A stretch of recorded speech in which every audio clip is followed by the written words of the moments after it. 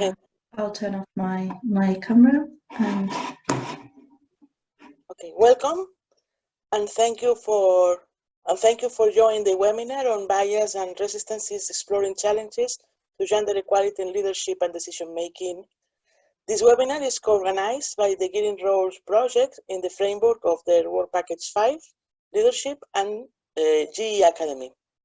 Gearing Roles is a strong multidisciplinary consortium of 10 European academic and non-academic partners that will design, implement, and evaluate 6 gender equality plans following the steps described in the GEAR tool, with the firm objective of challenging and transforming gender roles and identities linked to professional careers and work towards real institutional change. Through the Gearing Roles project, coordinated by University of Deusto, 6 new gender equality plans will be implemented in 6 European institutions. Our focus is on the deconstruction of sexual roles in order to unveil often unconscious gender biases that operate in processes of decision-making, selection and promotion of people, and in the attribution of value and recognition. We follow the steps set by the GEAR tool. First, understand the context, evaluate the state of play in the institution, plan and set up the GIP, act and implement the GIPs, and monitor progress and evaluate the effectiveness of the GIPs. Our 4 main objectives are to remove barriers to female recruitment and devise personal career development plan, to provide alternative references in traditionally male-dominated areas and in those where women are majority but kept under glass ceilings, to disseminate the common framework and output for institutional gender assessment, planning, monitoring, and evaluating to establish commitment to gender equality in major European stakeholders, organizations, and build a scientific production in relation to gender and feminist studies. And finally, to address gender imbalances in the representation processes and the promotion of women leadership in research institutions. For that purpose, we are developing different resources. You can find them in our web, and also a set of webinars where this first one is framed. I'm sure that we are going to enjoy it and we are going to learn a lot together. And thank you very much again for your participation.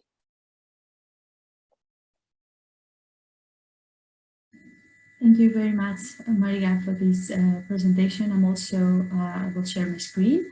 My name is Vasia Matesi, and welcome also from my side on this webinar. I'm representing the Gender Equality Academy project, and as Maria mentioned, this is a collaborative effort. We are trying to join forces for offering these webinars in the time of this pandemic. So I would like to start with sharing a few words about the Gender Equality Academy project. So I will start with the challenge that we are trying to tackle. So currently there are many gender equality programs, projects, and gaining knowledge and experience in gender equality and such topics. But there is a rather small proportion of researchers and practitioners that are familiar with theoretical and methodological concepts of gender and feminist scholarship. So in this respect, the Gender Equality Academy project, as an Horizon 2020 project funded by the Research and Innovation Program, develops and implements a high-quality capacity building program on gender equality in research, innovation, and higher education. In the realms of this project, we are offering a series of training sessions in different formats and in different topics. Due to the pandemic, we are now unable to offer any face-to-face sessions, but we hope that those will be up very soon. At the moment, we are preparing our open collaborative course that will be available on June for everyone to get connected with us and attend the course. And of course, we are offering interactive webinars. You can find more information at our website. We are a consortium of 12 organizations all around Europe. I represent the Labs and Innovation Pole in Greece and Cyprus, and I'm taking this webinar from my home office in Thessaloniki. I would like to let you know that we also have a YouTube channel, which is called Gender Equality Academy EU, where this webinar and all the other webinars of Gender Equality Academy are uploaded, and this one will also be uploaded. And to let you know that we are live tweeting on the Twitter of the GE Academy EU, and the gearing grows. So we would really like to know your thoughts, and would really like to see your tweets online. This is a brief introduction of the agenda of today's webinar on bias and resistances. So thank you very much for the attention from my side. I'll give the floor to Lucy now.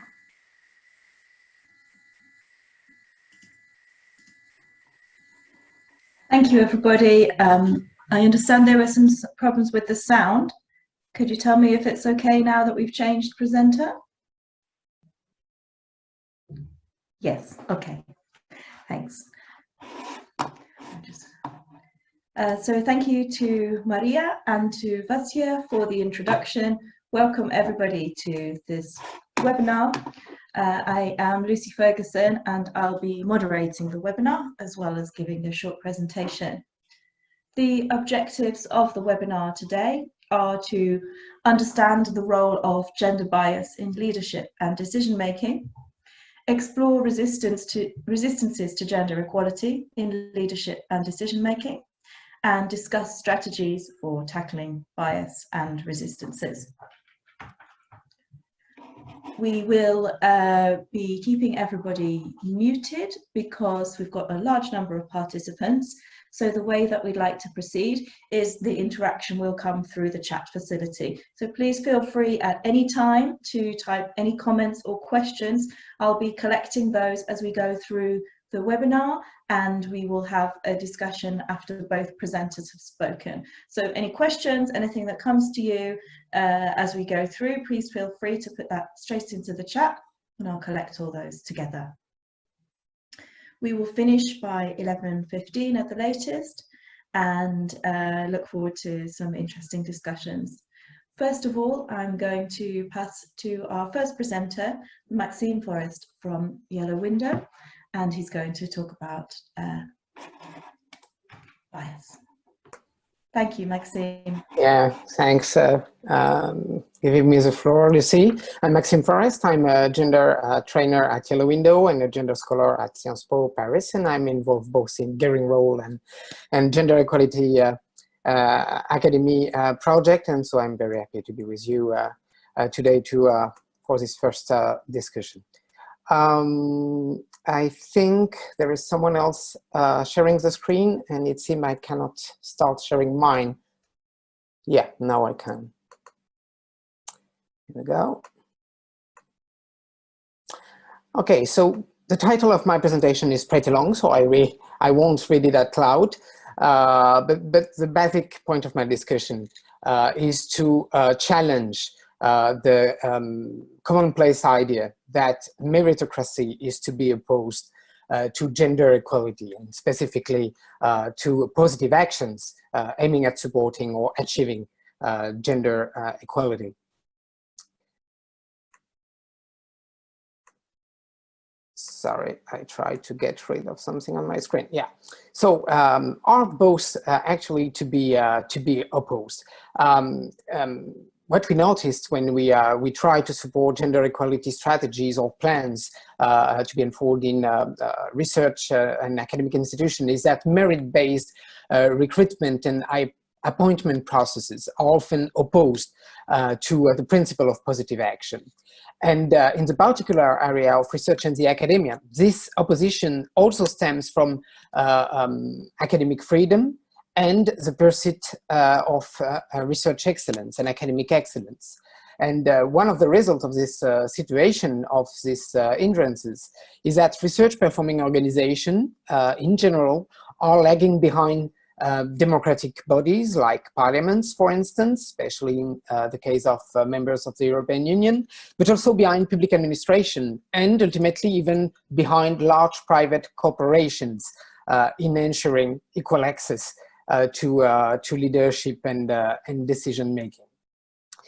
And nevertheless, one can actually wonder why both should be actually opposed to each other. And my argument in this presentation is precisely that they are not to be opposed. A gender-biased notion of meritocracy, by which individuals with different circumstances, be they due to social hindrances, gender, origin, or other aspects, are expected to take the same path toward leadership position, is actually the problem that we have to tackle. And this we have to do precisely for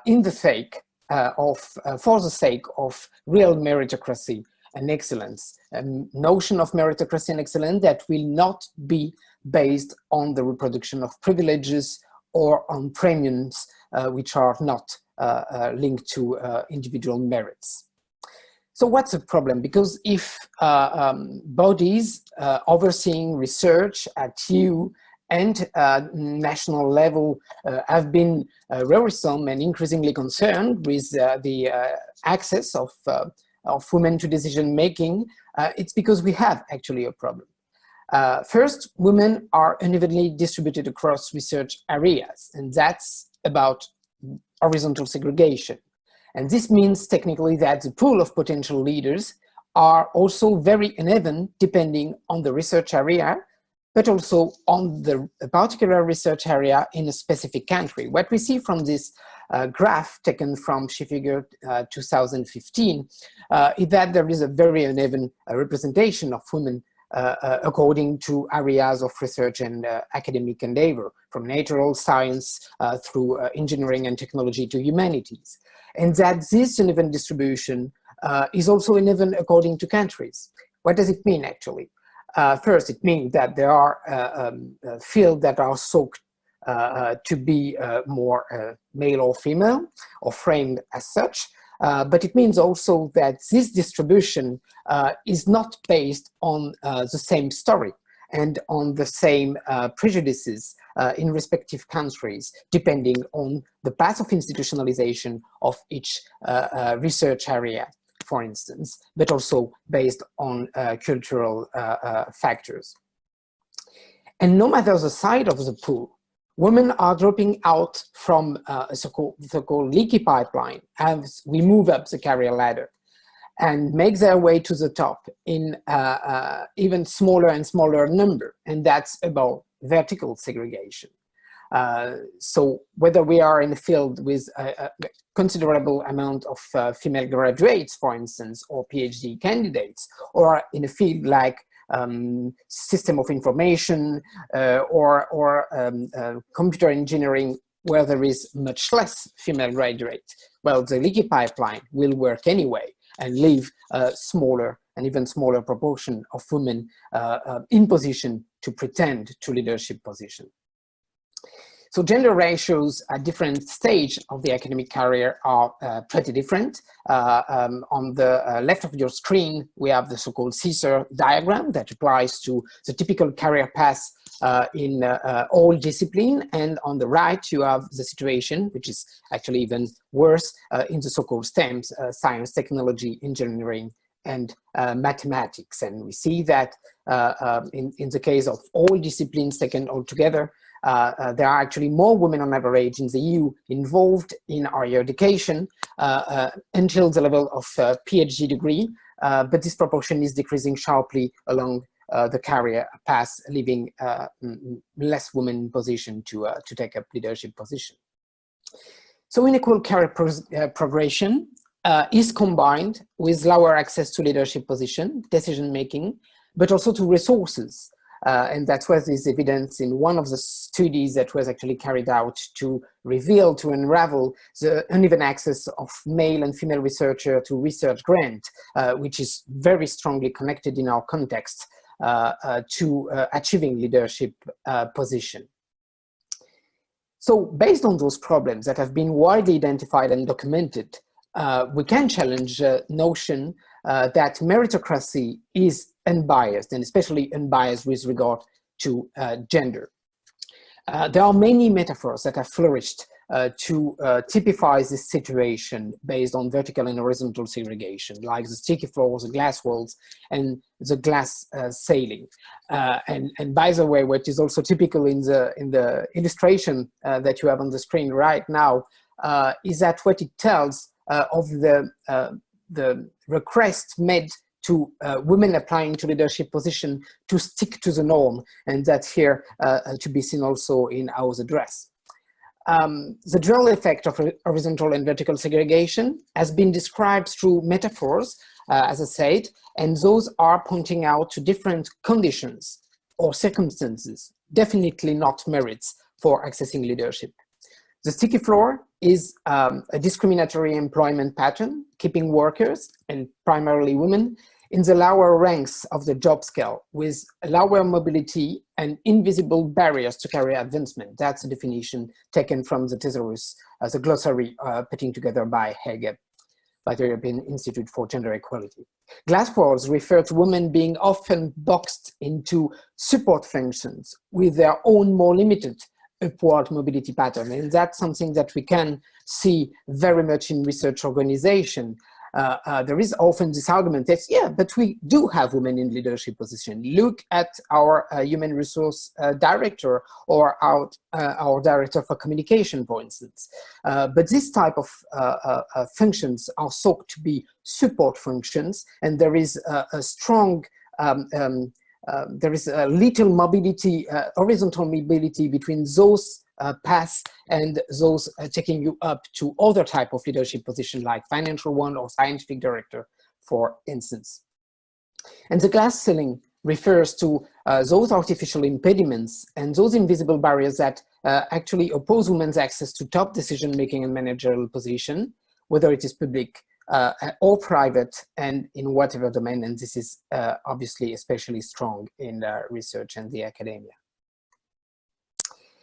So what we can actually challenge through this perspective, through this gender lens, is that there will be a one-fits-all pattern of merit, as we can see from this cartoon.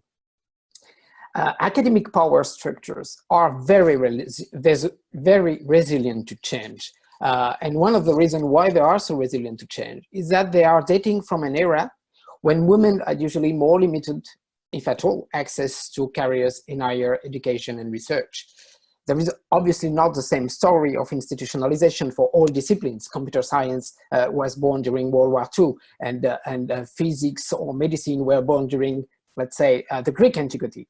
But there is definitely a pattern of institutionalization in conditions that were heavily male dominated.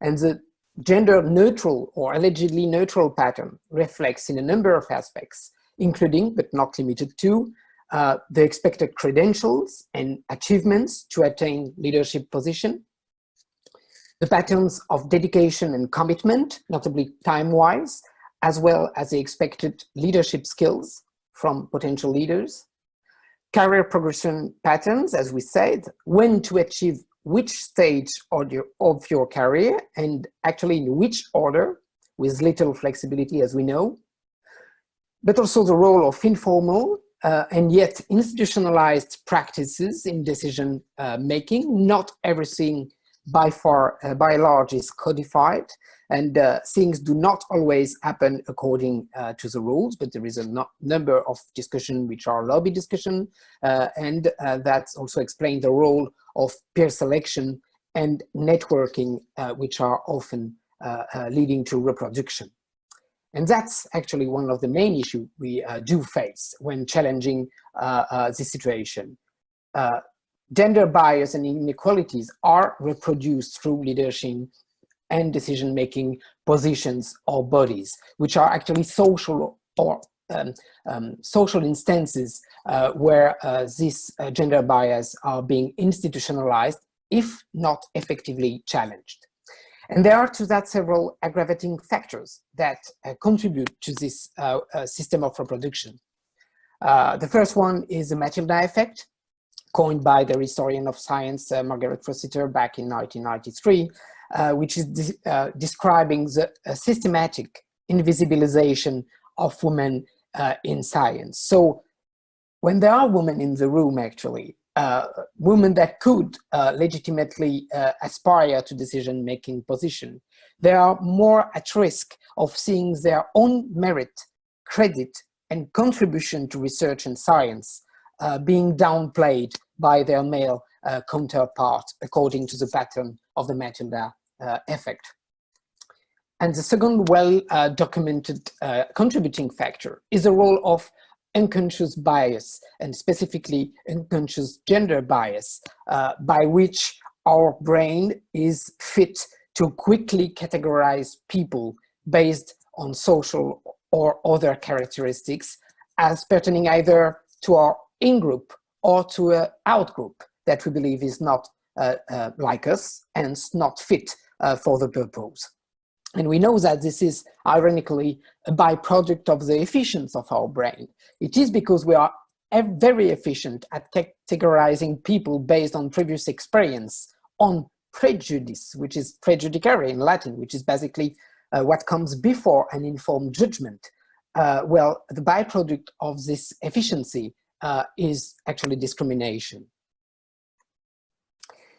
So what equal treatment is truly about once we acknowledge both the invisibilization of women, the gendered pattern of institutionalization of scientific disciplines, and the role of gender bias, of unconscious bias in general?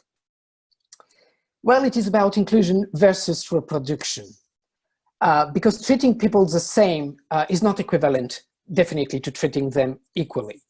Actually, if it fails to take into account the different circumstances that affect their opportunity or their ability to conform to the standard norm expected from them, then it is actually discriminatory.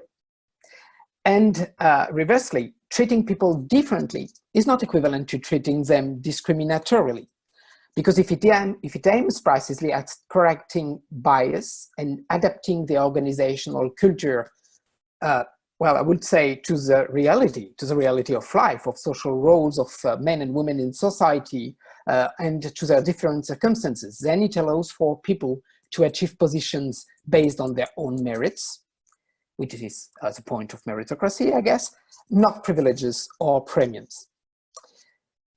So if we place ourselves on the path towards inclusive excellence, we should be aware that universities and research organizations are increasingly bound to pursue excellence because we are in a highly constrained and competitive context, and the situation is definitely not getting better in the post-COVID-19 context. And this does not only mean recruiting and retaining best talent, as it is often argued or advertised, but also favoring diversity to better address and anticipate actual needs of society, to facilitate change and disruption, to tackle major global challenges, to exerting the social responsibility ascribed to universities in educating the society and bridging the gap with other public institutions. That's the one that I mentioned at the beginning of my presentation. So gender-biased, unchallenged concept of meritocracy in every respect seems alien to these goals. So what next? Well, rising awareness on unconscious bias can definitely help controlling them, but this has to be a systematic and deliberate approach. Challenging scales, measurements, and tacit patterns of merit through gender audits or participatory gender audits can definitely help as well. Positive action also help breaking the reproduction of imbalances and inequality, either through enlarging the pool of potential candidates by actively looking for them and not pretending they do not exist, through reviewing nomination processes to ensure gender balance by debuting informal processes, among others, through establishing quantitative targets for greater gender balance. And eventually, which is usually what triggers the most opposition or resistances, by adopting gender quotas as those that have been adopted, often after a long and heated debate in other merit-based selection processes with some success. And definitely, by actively addressing resistances to change as a very part of the process of change. But this, I will leave the ground to Lucy. Thank you for your attention. Thank you very much, Maxime. Really interesting presentation.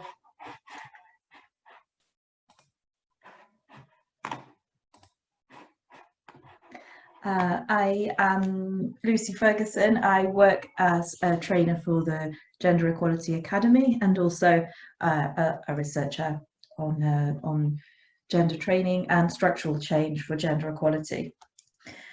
Today, thank you, Maxime, for setting up my presentation and talk about how we address resistances to achieving gender equality in leadership and decision making. As Maxime just said, resistances we understand as a key part of change, particularly transformative change or disruptive change. I just want to start with a quotation by Fiona Mackay.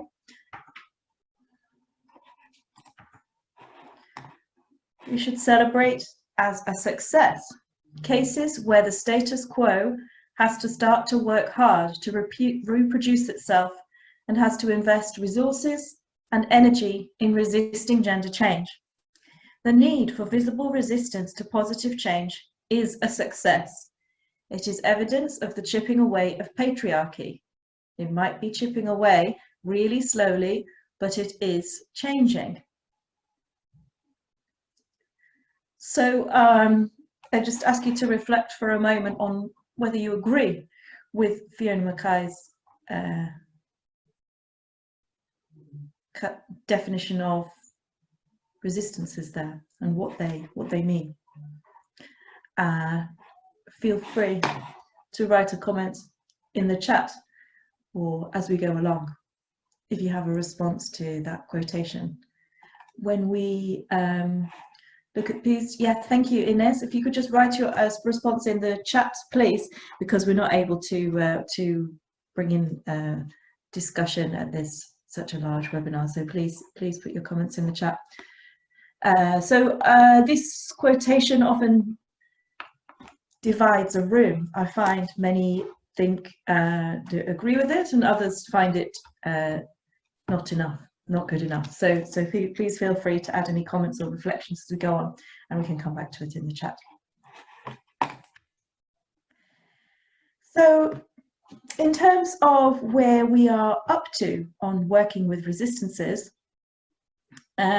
we are working at the moment as Yellow Window and as a collection of different structural change projects to develop a theory and practice of resistances.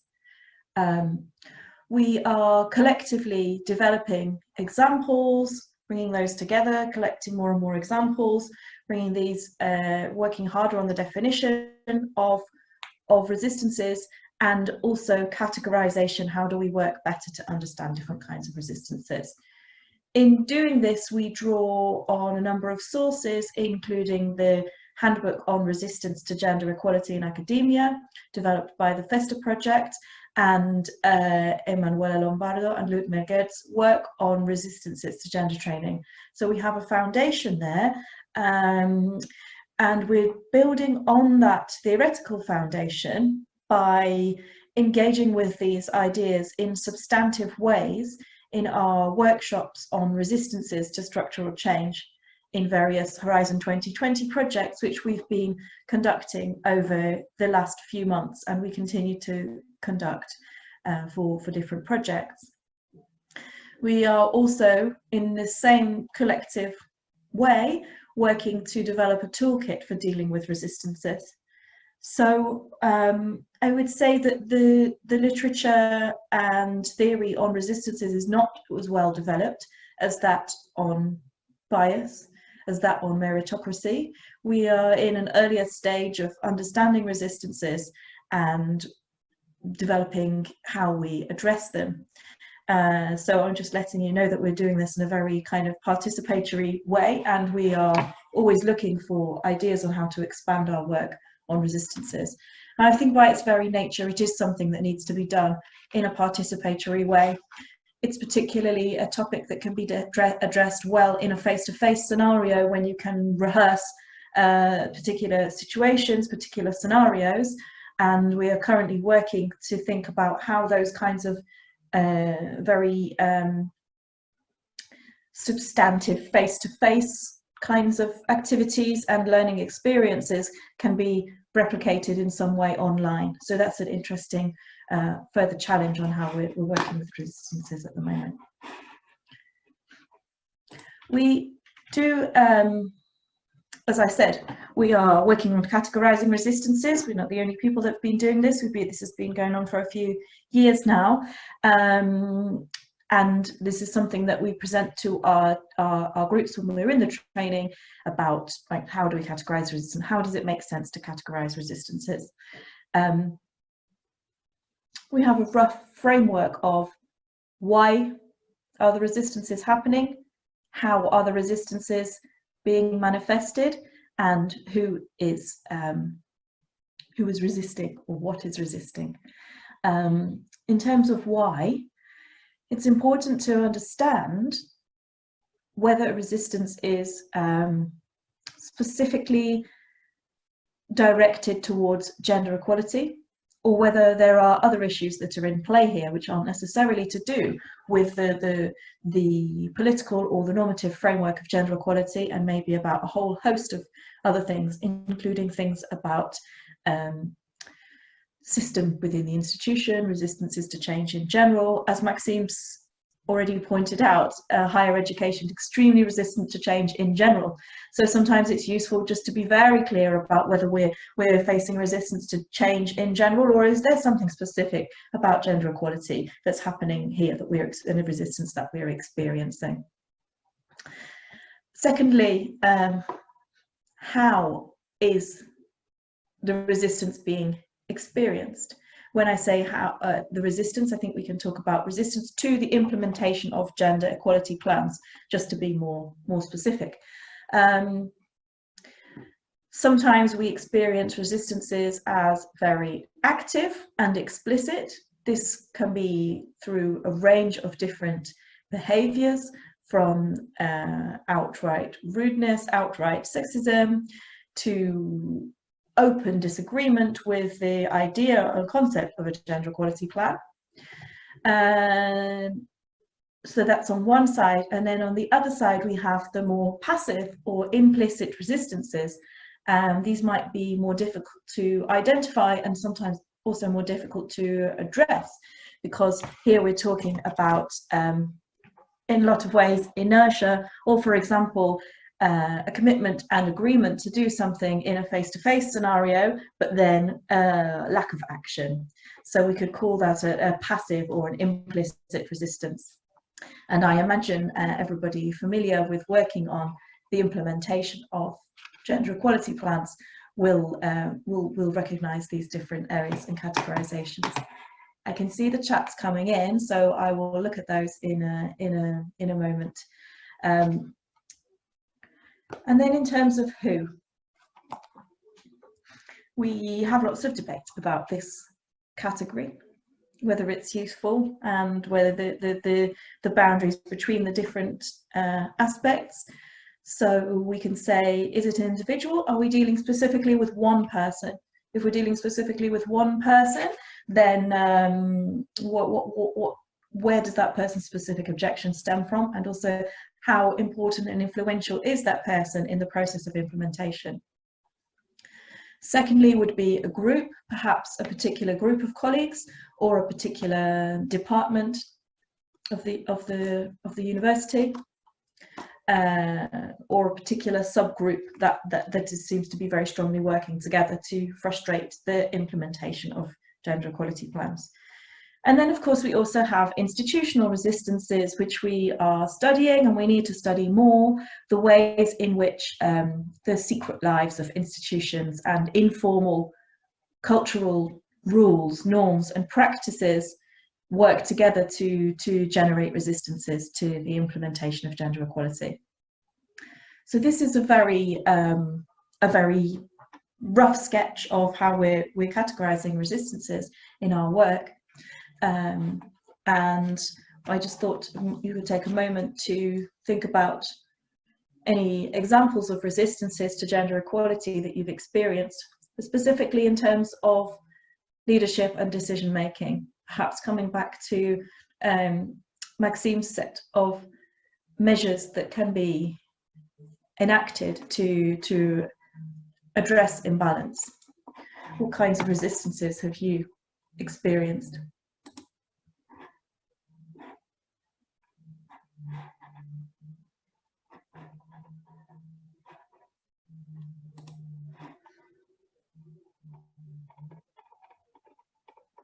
And while you're reflecting on that, I'm just going to open the chat.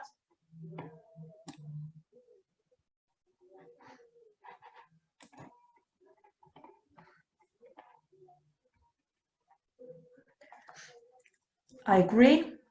No engagement means nothing is changing. Yes, I do agree, but I've not seen yet this visible resistance in practice. Raises the challenges to a more visible place where dialogue and awareness can evolve. I do agree, but I feel we can move faster, or at least try to.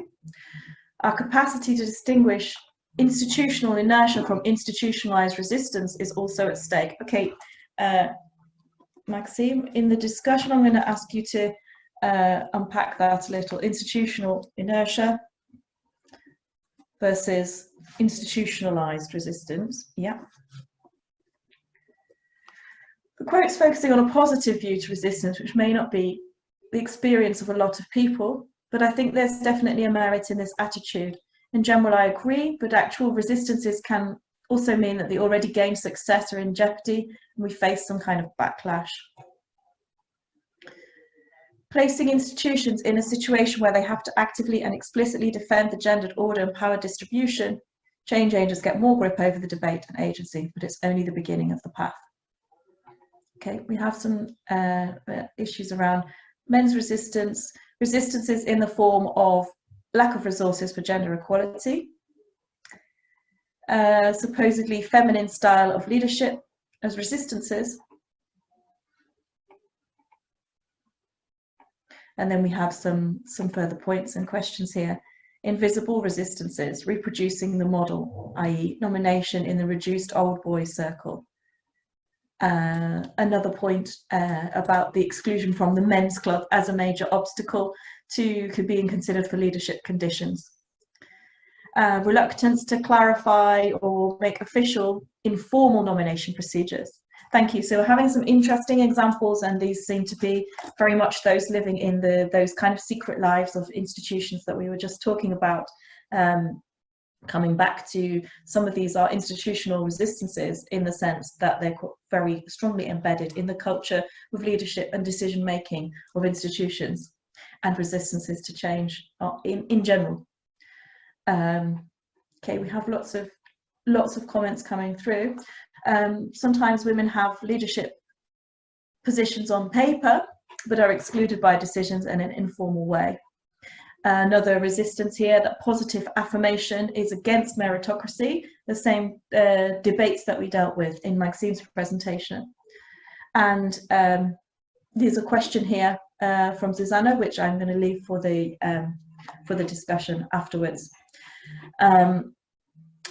We want to work as well, of course, beyond just categorizing resistances, to think about how we address those resistances. So if we move on with the presentation, in our workshops, we work on developing a plan per institution for detailing the resistances that are currently being experienced to implementation, and also developing some strategies about how to address those. So stage one, what we suggest is identify the resistance. This seems obvious, but in a lot of ways, we find that in the trainings, in the face-to-face trainings, it's quite empowering to name the resistance and categorize it. And just as some of the comments coming through here about the quotation from Fiona Mackay, demystifying the resistances and breaking them down and categorizing them and mapping them is an empowering exercise in itself, because it can make the addressing the resistances seem more manageable and more possible. So identifying and categorizing in itself is quite an empowering exercise in order to lay things more clearly. Then something that we work on very much in the training is reactions to resistances. How do we react as individuals and as a team when we are faced with these kinds of resistances? So the first stage of this is an emotional reaction and a physical reaction, and how we deal with, how we can address those in a kind of individual way, but also as a team, as a core team. And then there's also the more strategic and political ways that we deal with those resistances. But what we're very clear about is that, first of all, we need to acknowledge how these affect us as people and how that affects our behaviour, and that we may be able to be more effective if we're able to reflect a little on the way that we respond when in these kinds of situations, which can sometimes be very difficult, upsetting and stressful, and just important to acknowledge that. But then in terms of being strategic, once we acknowledge our own, we can deal with our own emotional response. How do we act strategically and politically? So something interesting to do is to set some objectives. Okay, so when we go into this meeting, this is the one thing that we need to get out of this meeting. For example, a meeting on discussing different methods for addressing bias in leadership and decision making. So what would be the minimal acceptable outcome as a team we would be happy to deal with? So we're already going in with a political strategy for addressing each resistance. And then stage 2, develop work out which are the best techniques for addressing specific resistances. So this can be done by looking at categorization and also reviewing the kinds of techniques and tools that have worked well for other actors and other projects, sister projects. So for example, 5 concrete action points for addressing this resistance. Moving on from this, then how easy or difficult is this to address versus how important. I think something that we discuss a lot is how sometimes when we're working on structural change projects, we put a lot of energy into very, very visible, very strong resistances, for example, or one particular person or one particular group that tends to suck the energy of the project. And I think it's sometimes helpful to take a step back and say, okay, but how influential, how important is this resistance for the overall project? And also how able are we to really address this resistance? So allowing a more strategic look at the kinds of resistances and how much of our work and energy and time they are taking compared to how influential this person or group or practice is over the implementation process. So that's another tool that can be done to map out how we address different resistances and how we organize them. And so we can prioritize which resistances we want to address in which order. So just to finish, coming back to the quotation and the broader discussion, why do resistances matter? Resistances matter because, as we know, there are persistent blockages to the implementation of gender equality plans, gender equality policies and programs more broadly in higher education, but not just in higher education, in all institutions. And resistances are a useful way for understanding the challenges and opportunities for institutional cultural shift. And engaging with resistances, as we know, is essential for a gender transformative approach, and particularly in terms of sustainable and lasting structural change. So thank you for listening to my presentation. We have lots of interesting comments in the chat, which I'm going to look at now.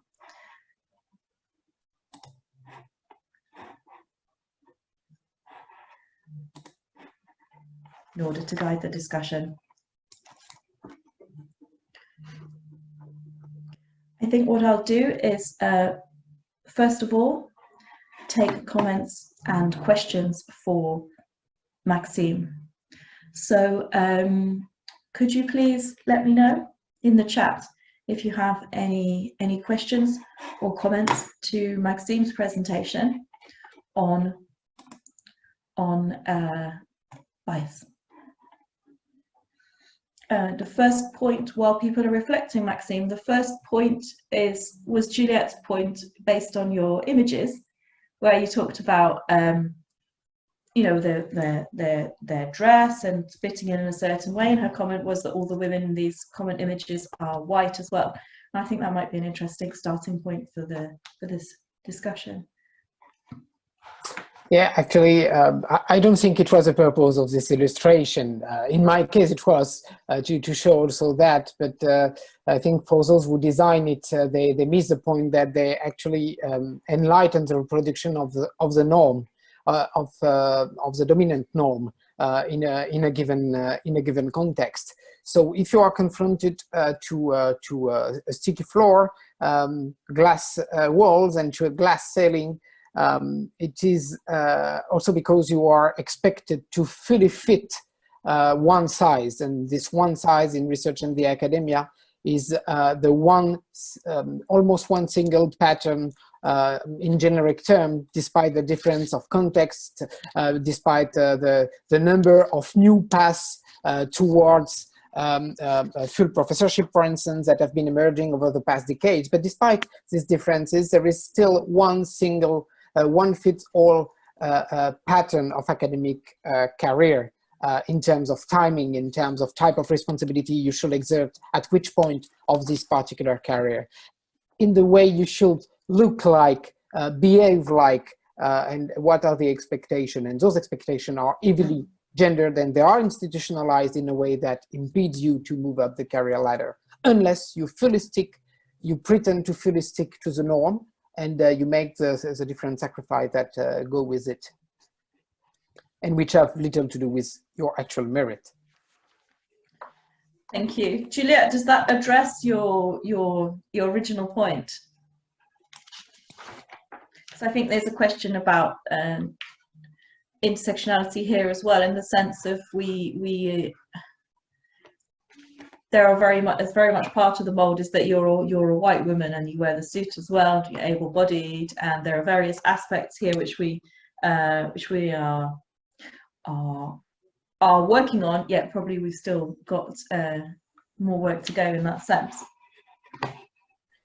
No, definitely. I mean, with regard to intersectionality, I mean, when you address gender bias in research in generic term, which tends to be non-intersectional one, you actually necessarily faced with the impact of intersecting inequalities, and indeed those pictures also reveal that that the situation which affect able-bodied white women from Western countries is definitely not the same as for people who are placed at different intersection between different streams of inequality or discrimination, and but the very rational, the very way working of those bias is actually the same, unless that it multiplies. Yeah, thank you. There's a comment from Adeniyi about it's passed down through generations, and this makes it more difficult to address gender bias in leadership and decision making. So a suggestion that the target of gender equality plans and structural change should be on the younger generation of potential leaders through proper education about gender equality and why it's important for a better society. Do you think that we address that substantively with our current approach to structural change? It's a question for me? Well, yeah, a general question. I can answer it as well. Yeah, I mean, to change, there is a trend. I mean, often there is a discussion about the focus. We should focus our efforts on. Is it on the top? Is it on the top leadership? Exactly. Who is often the most reluctant to change, but we can make a quick difference if you get him or her on board. Or is it on middle management, who are the people who actually control the way an institution is working on a daily basis and are often off the picture of structural change? Or is it on the younger generation of future teachers and researchers? Actually, you have necessarily to scatter a little bit your effort between those different target groups, because they all help making a difference, and you can hardly forget any of them, and you can hardly forget students as well, because they can leverage for change by asking for quicker change, by asking for more intersectionality, which is usually a point upon which they increasingly insist, at least in the institution I've been working in. So we cannot really dismiss one or the other target. There will be, it will help to support the younger generation to adopt a different perspective, but it is necessary also to bring the change right now, which involves people in position of decision making at this very moment. Okay, thank you. I think that's helpful also in terms of the resistances categorization, in terms of who are our target groups and how do we work differently to address different target groups. I just got a couple more questions for you, please, Maxime, from the chat, and then we'll go on to discuss the resistances. From Lena, is attracting more men into lower positions a mean to tackle the sticky floor, or does it aggravate the problem given the leaky pipeline? And I'll give you a second question, which I don't know if it's for you or for me. Why, from Marek, why are top leaders so often reluctant to change? Be starting with the second one, which is indeed that you will be able also to address. That's a question that I'm actually wondering myself, having been working in this realm for a while. We are in a context which is supposedly driven by change. We have to face societal, climate, migratory challenges all across the globe, and research institutions and universities are meant to be part of the solution. We are in a context, in an academic context, which has been dramatically changing over the past decades in terms of funding, in terms of recruiting people, in terms of technology, and especially in this COVID-19 situation, of distant learning and digitalization. And we are still facing with people who have difficulty to identify the agenda of change for their own institution. So it's not only about gender, it's about grasping change in general, and then gender coming to the picture. And I think that the gender perspective and an intersectional perspective can help those people in leadership position to better address change in general terms. If they are not able to address gender bias and other type of bias, how would they possibly in capacity to tackle big societal or climate challenges with a full speed? And I'm not sure I get the other question about attracting more men in lower rank position. I mean, men also go through lower rank position. The question is, the mobility upward is different. They don't get as much stick there. And I think one of the differences between men and women with regard to getting stuck in lower rank position is about horizontal segregation. Is because they can be also lower in the scale, but they are not in the same type of position necessarily. And this gives them more possibility upward. So it is also about these glass walls we have been dealing with. Okay, thank you very much, Maxime. We can move on to have some discussion about the resistances now. There's lots of interesting points and questions coming through. I just wanted to ask you, please, Maxime, to clarify your point, which was about institutional inertia versus institutionalized resistance. Could you just unpack that, please, a little bit? Yes, I think basically typology that you have been mentioning are very important, because we have a difficulty ourselves being change agents, or attempting to be, to identify to distinguish between inertia of the institution, because there are ways of doing things, because people are better seated than standing up. That applies to ourselves as well, because it's always more burdensome to provide change and to just reproduce what you have been doing. And what is actually embedded institutionalized resistance to change, and specifically to gender. And we have to be better equipped to make this crucial distinction, because what is often presented as inertia, as ways of doing things, is actually a very conscious effort not to change, and a very conscious type of resistance, because this status quo is benefiting categories of people and people in decision-making position in particular, and therefore they are reluctant both to change and to unravel the deliberate nature of their resistances. But this you know more about than me. Yeah, thank you. I think that is a further useful tweaking of the categorization that we need to take into account. And every discussion, every training is an opportunity to refine these ideas. There were a couple of key themes coming through in the chat, particularly interesting, and also following on from that point, is about vested interests and reluctance to change being really about privilege and power. So that's why I thank you for those comments, everybody that sent those through. That's why I think that we are very focused on, as change agents and on training change agents, working and thinking politically, Maxime, as you always say. That we need, this is a political, it's political work, it's strategic work. And we don't necessarily always have the training to do that political and strategic work as academics, as researchers. So it's something that needs acknowledging and needs developing in its own right as skills. But how do we actually address those vested interests and patriarchal structures within institutions? And I think the answer here lies to that we work further with dealing with privilege, and we engage in a much more substantive and political way those top senior managers and decision makers in working on not just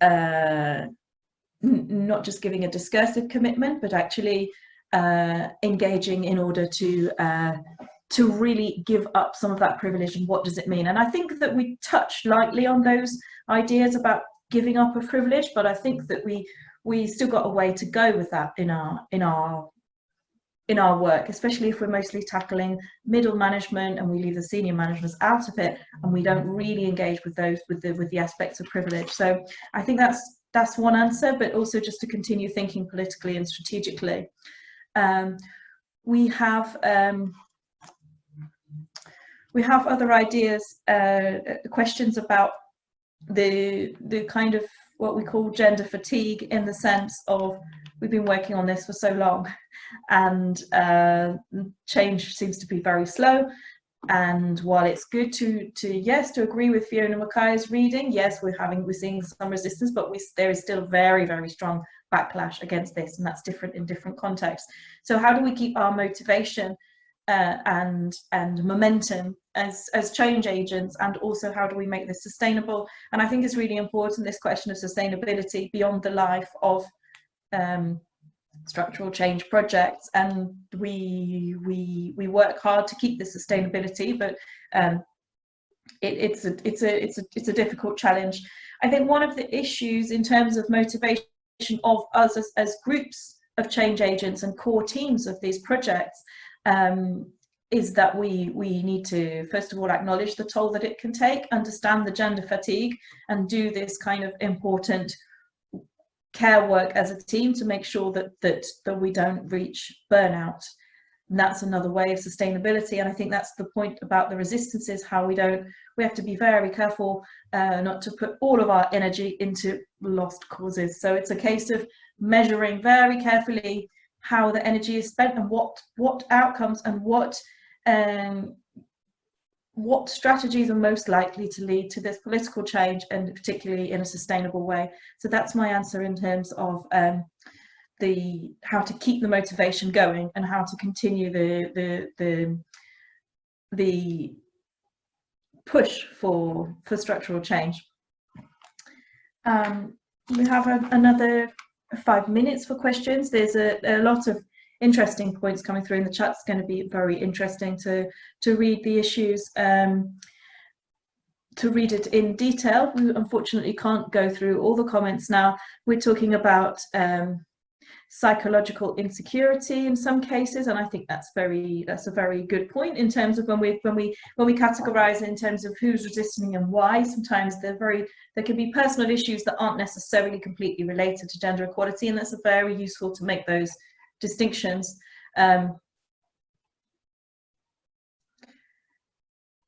There's some points about different international contexts. Yeah, Maxime, you wanted to come in with a point? Yes, yeah, please do. I think there are also several questions, several remarks about women in leadership position being often perceived as even more reluctant to bring about, to deliver change for gender equality. Actually, that's not very surprising. If we are here to challenge the norm that lead to reproduced power position and career patterns and conception about leadership skills and so on, and if we admit that in male-dominated areas and bodies and positions, the women who make their way had to some extent to stick to the norm and to demonstrate or over-demonstrate that they fully fits the male-dominated standard or the androcentric standard. It's no big wonder that they are reluctant to challenge the very standard that they have put so many effort in sticking to. So therefore, the question is not so much about people, about individuals and what they can do, or the hand that the contribution they can make themselves because they are women in leadership position, but in further challenging collectively the standard and the norm of meritocracy and merit as such, so that future candidate, whatever their gender, whatever their origin, whatever the differences of their past, will be judged on their merit, and will not have to stick to that androcentric male and white norm. Yes, thank you. And this is something that comes up a lot in the trainings and the workshops on resistances about, okay, but how do we deal with the women in senior leadership positions that in a sense are pulling up the ladder underneath them and don't really want to engage in gender equality issues. And I think this is another example of where it can be useful to really work out what's going on here with a particular leader or a particular group and try and engage on yes, exactly. So how do we deal with this?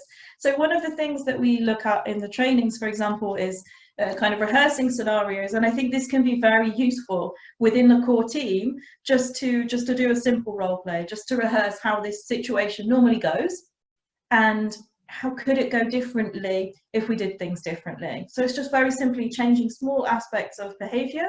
One of the things we talk about, for example, is like the meeting before the meeting. So if you know there's a big meeting where you're hoping for someone's commitment, having a meeting with that person first, talking on a one-to-one basis and trying to get some kind of commitment and understanding. And what we can see, and again it's coming through in the comments, is that those commitments on a one-to-one basis or an informal conversation often evaporate when that support is really needed. So it's about developing accountability, developing shared accountability. And this doesn't just apply to women leaders who are resistant, but really to all resistant leaders. Like shared accountability that can then be called upon at a later date with very simple techniques such as, thanks, as we discussed in our meeting on Tuesday, and you know, you gave your pledge to this particular policy, so So these are kinds of simple techniques that we are developing that we can use, but I don't think it's really enough just to have a written thing, oh, I'll do that, because it's working politically, it's thinking politically, and it also has emotional baggage connected as well, as we've said. So I think really within core teams, I can't stress enough how useful it is to rehearse the way that you're going to approach this scenario. And have the support as well of the core team when you go in, because working politically is not easy, and addressing resistances is not easy. So the more we acknowledge that it's a challenging endeavour, the more that we can have hope of addressing the resistances. I think we're going to close the conversation now. We have lots of questions about dealing with specific issues with resistances, which we can, and one particular here, how do we deal with the argument that gender equality in leadership positions will come naturally with time? And I think that there are lots of questions here about specific ways of addressing resistances. And I think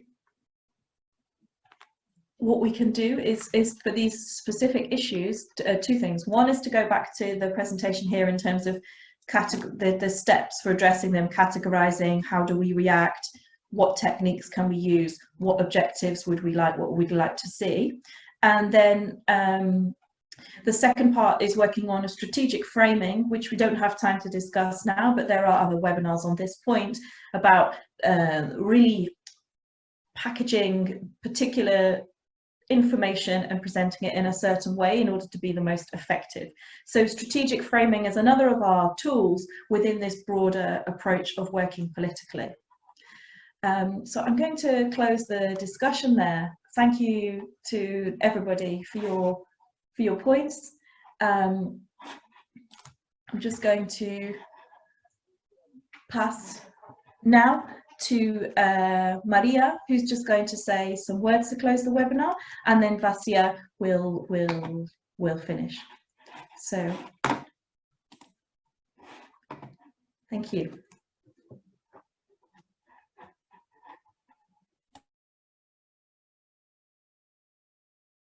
Okay, thank you.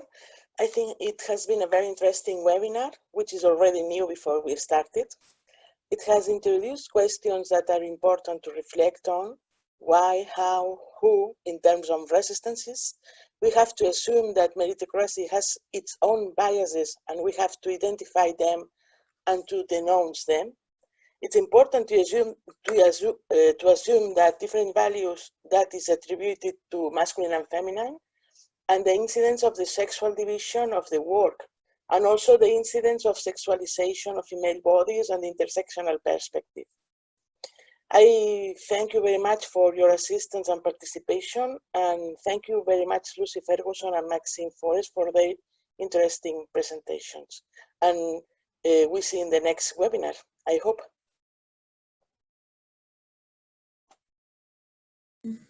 Thank you. I hope that now you can you can hear me well, and there's no pitching voice anymore. Thank you very much. Oh, there is a bit. Oh, on the background. Okay, I'll try without those. Is it better now? Okay. So just stay tuned, because more webinars are coming for Gender Equality Academy. There is one organized towards the end of May that will be announced very soon. Thank you very much, Maxime and Lucy, for all the very thought-provoking presentations and the discussion, which I think this interactivity level was very interesting also for the participants. We managed to keep a high level of participation. So thank you very much, and see you on our next webinars. Have a nice day.